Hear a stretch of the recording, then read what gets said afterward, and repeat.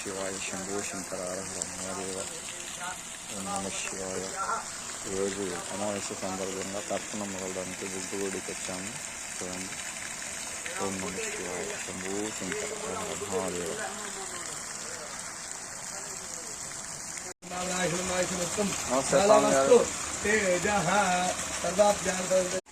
ఇక్కడ మొత్తం వచ్చి 5 బావులు.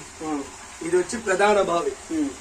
ఎందుకు ప్రధాన బావి అని అంటే ఈ దారిలో ఉండేటువంటి బావిలో వచ్చే నీరు వచ్చి స్వామి వారికి పాదాలు తాకుతూ వస్తుంది. ఇక్కడ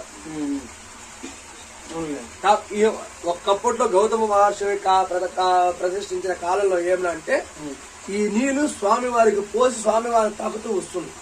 స్వామివారి పాదాల దగ్గరనే ఉంటుంది. అప్పుడు ఇది ప్రధాన ద్వారం. ఇది కాశీ నీళ్ళు కాదు, ఊత భవని నీళ్ళే. కాకపోతే ఇది విశేషం ఏమైనా అంటే ఈ కాలక్షేత్రంలో నీళ్లు ఉన్నంత కాలం వరకు వస్తూనే ఉంటుంది. వర్షాకాలంలో ఫుల్ గా వస్తుంది. నీళ్లు తగ్గే కొద్దిగా నీళ్లు తగ్గిపోతుంది.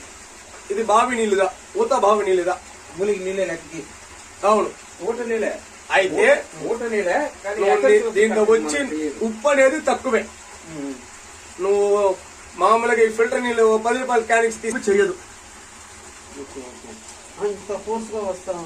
అవును, వర్షాకాలం కదా, నీళ్లు పైన ఉంది కదా, అవి నీ ఫుల్ గా వస్తుంది నీళ్లు.